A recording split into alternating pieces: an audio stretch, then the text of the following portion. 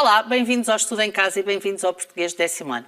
Meu nome é Maria João Covas e espero que já tenhas contigo o manual, um caderno e o material de escrita. Hoje vamos começar por ver o Alto da Feira. Como sabem, a Farsa de Inês Pereira e o Alto da Feira são duas peças teatrais de Gil Vicente que estão no programa em opção. Portanto, tanto se pode estudar uma como se pode estudar a outra. Como assim acontece, eu resolvi fazer alguns blocos sobre o Alto da Feira. Obviamente não vou fazer com o pormenor da Farsa de Inês Pereira, até porque têm pontos em comum porque são do mesmo autor. A grande maioria das escolas, esmagadora maioria das escolas, está a estudar a farsa e não o Alto da Feira, mas vamos falar do Alto da Feira também com algum rigor e com algum pormenor. Hoje vamos começar pela estrutura interna, pelos géneros literários e pelas duas primeiras cenas, o monólogo de Mercúrio e a entrada da personagem Tempo. Antes disso, e daí eu ter as cábulas, vamos falar do contexto histórico da farsa, do Alto da Feira. Eu vou me enganar porque ainda estou com a Farsa de Inês Pereira, do Alto da Feira, para vocês perceberem o contexto histórico, o que é que se passava naquela altura e quais são as grandes diferenças. E eu tenho medo de me esquecer alguma coisa que seja muito importante a nível de contexto histórico e, portanto, resolvi trazer um auxiliar de memória. De qualquer forma, no que diz respeito às aprendizagens essenciais, estamos aqui a falar da leitura, novamente, a clarificação das ideias principais e dos pontos de vista, das obras literárias do século XVI, neste caso o Alto da Feira de Gil Vicente, e reconhecer os valores culturais, éticos e estéticos presentes no texto e que reportam àquele século XVI. E vamos então começar. Vamos começar por ver que o Alto da Feira foi uma peça representada para Dom João III. E foi representada na corte em Lisboa, no dia de Natal, em 1527. Ora, 1527 é século XVI. Estamos na segunda dezena, digamos assim, do século XVI. Acontece que até aos anos 30 do século XVI houve vários escândalos papais, não só financeiros, mas também políticos e também sociais. E houve vozes que se revoltaram contra esses escândalos, não só do Papa, mas da Igreja ou dos poderosos da Igreja. E um deles foi Martinho Lutero, que se rebelou e que disse, que criticou, nomeadamente, a questão das indulgências. E o que é isto da questão das indulgências? É o facto de se poder pagar para se ser ilibado dos pecados. Passo a explicar. Nós pecamos, vamos confessar o nosso pecado e pagava-se para que tudo ficasse como se nós não tivéssemos pecado. E Lutero achava que esse não era o papel da Igreja e que não era essa a forma de estar. Mas ele e muitos outros, mas ele foi a pessoa que ficou com maior, digamos que com maior nome para a história, até porque depois liderou os luteranos e deu origem à reforma protestante, que já lá vamos. Também ele e os seus colegas se rebelaram contra a vida escandalosa papal. Não só no que diz respeito aos votos de castidade que não eram cumpridos, mas também aos votos de pobreza e de humildade. Na verdade, as grandes elites da Igreja naquela altura e também o Papa acabavam por não cumprir estes votos que tinham assumido para si quando entraram para a Igreja, em princípio, e depois com o tanto poder e tanta importância. Isso faz com que Lutero faça uma cisão com a Igreja e é aí que aparece a Reforma Protestante. Portanto, a cisão entre a Igreja e os luteranos. E daí também vem esta personagem que Gil Vicente vai colocar neste Alto da Feira, que é a personagem que se chama Roma. E quando esta personagem do Alto, quando Roma entra, o espectador já sabia que ele seria um pecador, seria um cliente do diabo, se quiser. E, portanto, nessa perspectiva, não é por acaso que a personagem se vai chamar Roma e não é por acaso que Gil Vicente a vai criar. Então, este Alto da Feira divide-se em 3 partes. Divide-se numa primeira parte, que é um monólogo de Mercúrio, e que vai funcionar como um prólogo, nós já vamos ver porquê.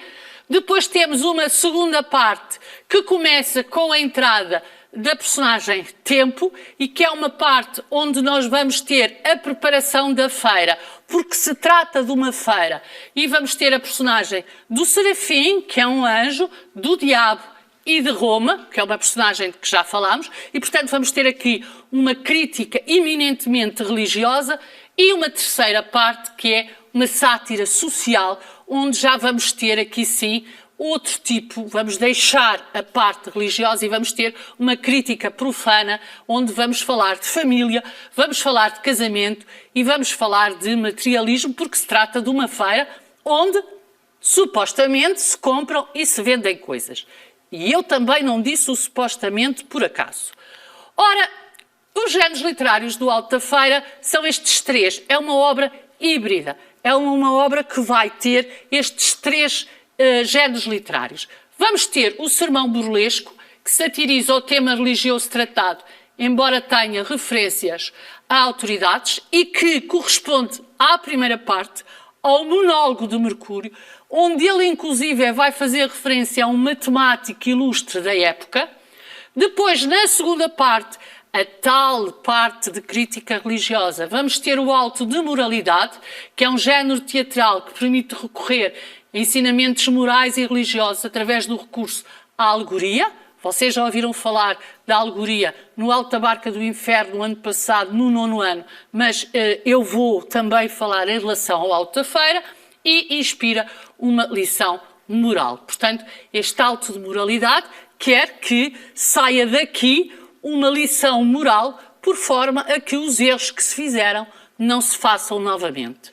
E, finalmente, na terceira parte, a parte já não religiosa, a parte já que se refere às, digamos, às pessoas laicas, vamos ter o género teatral que trata de assuntos profanos, satirizando-os através da crítica social. Suscita o riso através de situações cómicas e de linguagem popular. Aqui vamos ter conversas muito cómicas sobre casais que querem trocar as mulheres, sobre convites que se fazem, enfim, vamos ter uma parte satírica profana, já não de intensidade religiosa, mas muito divertida.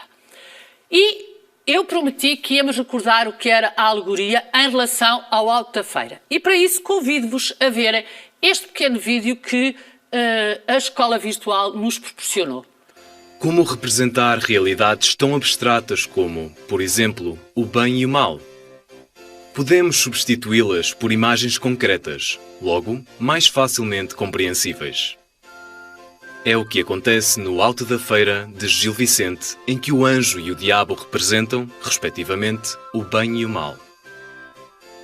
Esta representação baseia-se em várias metáforas e imagens presentes ao longo da obra. Nesta feira, as personagens podem optar por comprar virtudes vendidas pelo anjo ou vícios vendidos pelo diabo. Os vícios e as virtudes, que são valores morais, são representados como se fossem bens que pudessem ser comercializados. A feira representa a liberdade de escolha. Cada um traça o seu próprio destino, podendo escolher o caminho do bem ou o caminho do mal. A uma sucessão de metáforas e imagens utilizadas para representar uma realidade abstrata, dá-se o nome de alegoria. Por esse motivo, a alegoria apresenta uma dimensão textual geralmente extensa, podendo, por vezes, abranger a totalidade de uma obra literária, como acontece no Alto da Feira. Recordaram? Pois é. No Alto da Barca do Inferno, o anjo e o diabo também eram personagens alegóricas. Aqui vamos ter exatamente o mesmo. E vamos começar, então, no Alto da Feira, pelo início, obviamente, e por este monólogo de Mercúrio. Ora, entra primeiramente Mercúrio e, posto em seu assento, diz: para que me conheçais e entendais meus partidos, todos quantos aqui estais, afinai bem os sentidos, mais que nunca, muito mais. Eu sou estrela do céu, e depois vos direi qual, e quem me cá descendeu. E aqui e todo o al que a mim aconteceu. Mercúrio, quem é este Mercúrio? Mercúrio é o mensageiro dos deuses, é o deus do comércio. Portanto, temos logo à partida, com a entrada de Mercúrio, uma temática comercial.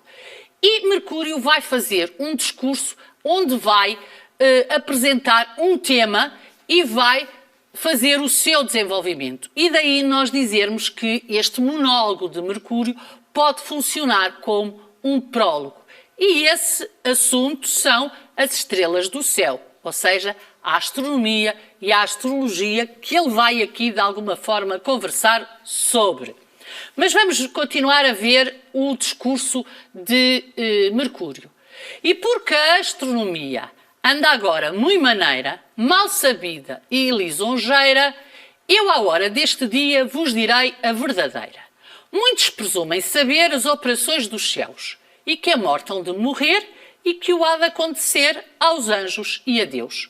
Ou seja, há aqui uma crítica à astronomia, uma crença que a astronomia controla a vida, o poder dos signos e a morte definida pelo tempo. Na verdade, esta crítica acaba por ser perfeitamente compreensível se pensarmos quem é a figura que está a fazer o monólogo. Continuamos, porém, quero-vos pregar, sem mentiras nem cautelas, o que percurso de estrelas poderá adivinhar, pois nos céus nasci com elas. E se Francisco de Melo, cá está a autoridade, o matemático da época, aquela personagem da autoridade que falámos no princípio, que sabe ciência a fundo, diz que o céu é redondo e o sol sobre amarelo. Diz verdade, não lhe o escondo. Ora, este discurso de Mercúrio aqui é, obviamente, muito irónico. Inclusive, esta referenciação do céu é redondo e o sol sobre amarelo é uma ironia, tanto mais que ele acabou de falar de um matemático, de um cientista, de uma figura de autoridade. Portanto, temos que ter algum cuidado, porque a ironia, como sabem, é dizer aquilo que se quer dizer, mas de outra forma, e às vezes até dizendo o seu contrário. Continuando, e porque nunca vi na corte de Portugal feira em dia de Natal, ordeno uma feira aqui, para todos em geral. Faço mercador mor ao tempo que aqui vem. E assim o hei por bem e não falte comprador, porque o tempo tudo tem. Ou seja, sabemos que a feira é no dia de Natal e não nos podemos esquecer que a peça também foi ela representada no dia de Natal e ele faz mercador mor o tempo que aí vem. Ou seja, ele introduz a personagem do tempo e faz dele mercador mor. Isto quer dizer o quê? Quer dizer que se Mercúrio organiza a feira, e a feira pode ser vista simbolicamente como um mundo, é o tempo que vai organizar essa mesma feira e que vai ser responsável por aquilo que lá, de alguma forma, acontecer. Porque o tempo tudo tem, ou seja, o tempo tudo tem para vender, o tempo é aquele que pode vender tudo. Mercúrio anuncia assim uma situação dramática que se segue. Uma feira onde se vão vender o quê? Já vimos também no início, se vão vender, e já vimos no vídeo da Escola Virtual sobre a alegoria, se vão vender virtudes e defeitos. Quem ganha? Bom, se este diabo desta peça for como o diabo do Alto da Barca do Inferno, vai achar que tem muitos clientes, tal qual como o do Alto da Barca do Inferno, se bem se recorda, achavam. Mas isso veremos mais para a frente quando a personagem do diabo surgir. Prepara, pois, então Mercúrio a entrada da personagem Tempo. E é isso que vamos ver. Mas antes disso, eu queria que vocês vissem comigo, e daí ter pedido para terem o manual, a parte linguística do discurso de Mercúrio. E reparem que Mercúrio usou o modo imperativo durante todo o seu monólogo. Para quê? Para interpelar diretamente os espectadores. Ou seja, ele está a dirigir-se a quem o está diretamente a ouvir. De tal forma que ele quer, inclusive, implicar esses mesmos espectadores no seu discurso. Daí ele mudar o discurso para a segunda pessoa do plural. Portanto, há uma implicação direta, uma chamada de atenção aos espectadores, às pessoas que estão a vê-lo, e não nos podemos esquecer que a peça foi feita para ser representada. Mas eu diria que ele também chama agora a atenção do leitor que o está a ler, procurando o cativar e, ao mesmo tempo, procurando o envolver nas circunstâncias. Ele utiliza frases em latim que aqui não passaram, porque, obviamente, como vocês sabem, nós não podemos pôr o texto todo, seria extremamente aborrecido, mas há frases que vocês podem encontrar aí no vosso manual que ele utiliza o latim. E utiliza o latim para troçar da língua utilizada nas cerimónias religiosas. Não nos podemos esquecer que, naquela altura, todas as cerimónias religiosas eram faladas em latim. Todas as cerimónias religiosas tinham como língua oficial, digamos assim, o latim, mesmo que as pessoas não percebessem.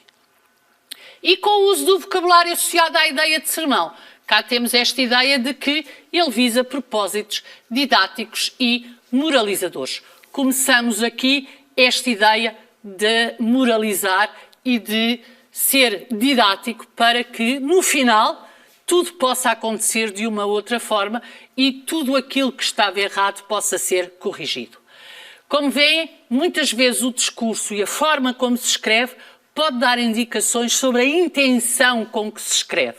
E isso é também importante porque isso acontece em Gil Vicente, mas acontece nos outros escritores. Portanto, eles, como eu costumo dizer, não escrevem por acaso, escrevem com uma intenção, e a parte literária, a parte linguística pode também servir para, de alguma forma, o leitor ficar mais atento a alguns elementos que o escritor acha que são pertinentes. Mas isso ficará para outro bloco. Vamos então ver a entrada da personagem Tempo, essa personagem que Mercúrio já introduziu.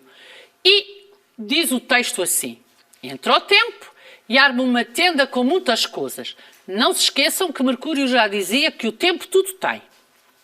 E diz: em nome daquele que rege nas praças de Averes e Medina as feiras que tem, começa-se a feira chamada das Graças, à honra da Virgem parida em Belém. Quem quiser farar, venha trocar, que eu não hei de vender.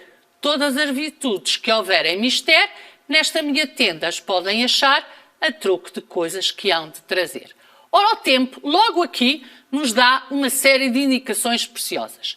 Primeiro, nós temos a entrada desta personagem, depois a indicação de que havia outras feiras, as de Avens e Medina, aquela feira onde ele estava, aquela feira que Gil Vicente nos apresenta, é a Feira das Graças e em honra da Virgem Maria.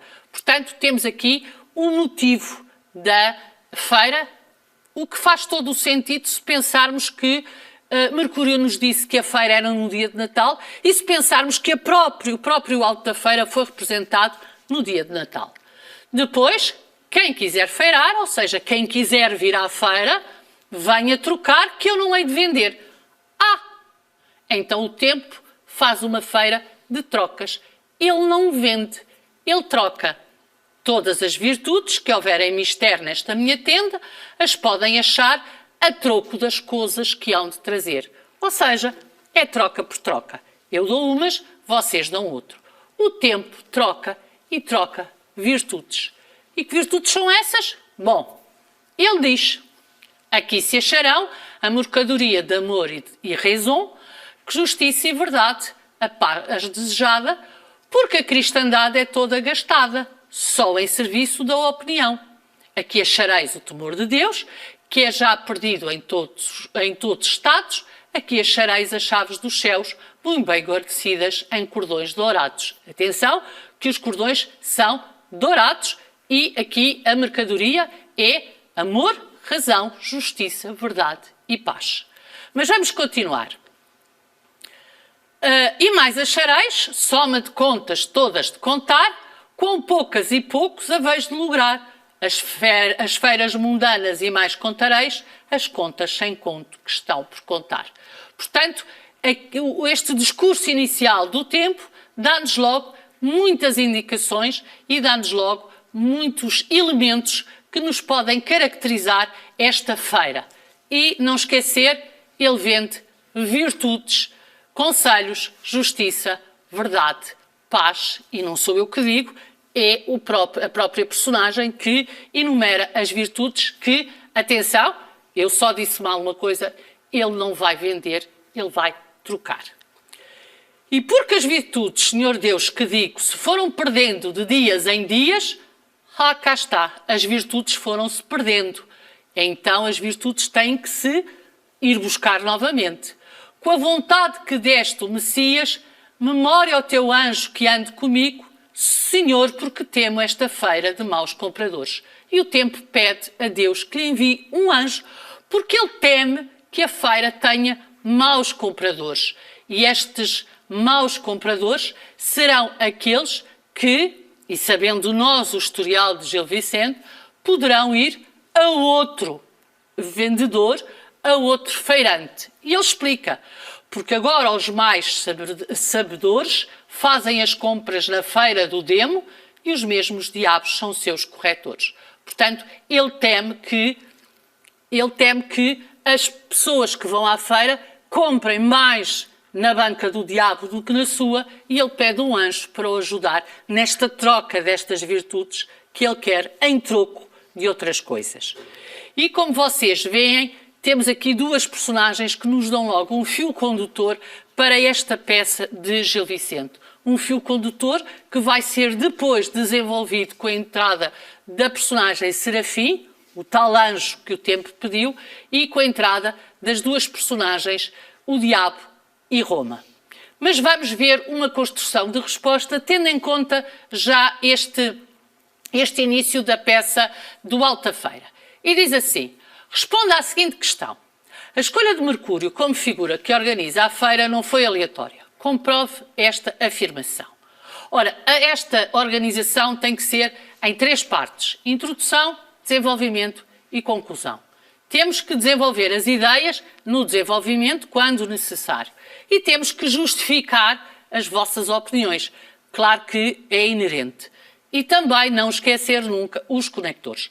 Então, partindo da pergunta, a escolha de Mercúrio como figura que organiza a feira não foi aleatória, comprova esta afirmação, vamos ver o início. E diz, Mercúrio é o mensageiro dos deuses, sendo o encarregado de transportar as mensagens entre deuses ou entre deuses e os outros seres. Cá está esta ideia de que Mercúrio é o mensageiro dos deuses. Assim sendo, cabe-lhe estabelecer a ligação entre o céu e a terra enquanto responsável pelos mensageiros. Portanto, eu estou a caracterizar quem é este Mercúrio responsável pela feira e, no fundo, começo já esta justificação porque é que é ele o organizador. Porque é o mensageiro dos deuses, tem ali um conector, assim sendo, cabe-lhe estabelecer a ligação entre o céu e a terra enquanto responsável pelos mensageiros. Mas vamos ver o desenvolvimento. Mercúrio é igualmente o deus do comércio, do negócio, das vendas e do lucro. Protetor dos ladrões e condutor dos sonhos que o deus dos deuses, Júpiter, envia aos mortais. Em suma, é a divindade mediadora que regula os intercâmbios de toda a natureza e que protege o estabelecimento de trocas e ligações. Ora então, se ele é o deus do comércio, se é ele que faz, se é ele uma divindade mediadora e se é ele que é o responsável pelas trocas e pelas ligações, isso nós já sabemos porque o tempo já nos disse que eles não vão vender, vão trocar, então faz todo o sentido que seja Mercúrio a organizar esta feira. O em suma está numa cor diferente porque é um conector e eu queria-vos chamar a atenção para a ligação das duas frases do desenvolvimento. Vamos para a conclusão? Concluindo, cá está outro conector para a conclusão. Sendo a feira o local ideal para o desenvolvimento dessas atividades, Mercúrio seria o ser que melhor conheceria os propósitos e as ações dos vendedores e dos clientes. Portanto, se ele é o que conhece melhor, cabe-lhe a ele organizar aquela feira, cabe-lhe a ele organizar aquele mundo simbólico que o Alta Feira nos vai dar. E vamos sintetizar. O Alto da Feira tem uma estrutura interna dividida em 3 partes, vimos, o monólogo, a crítica religiosa e depois a crítica social, os géneros literários da peça, porque é uma peça que é híbrida, o sermão burlesco, o auto-moralidade e a farsa. Falámos da dimensão alegórica da peça, que já era do vosso conhecimento do 9º ano, e falámos das cenas, um monólogo de Mercúrio, prólogo e crítica divertida, e o tempo que vende e troca e que pede um anjo. E pronto, hoje ficamos por aqui, vemo-nos no próximo bloco, vamos continuar a falar do Alto da Feira e eu estarei cá e espero ver-te por aí. Até ao próximo bloco.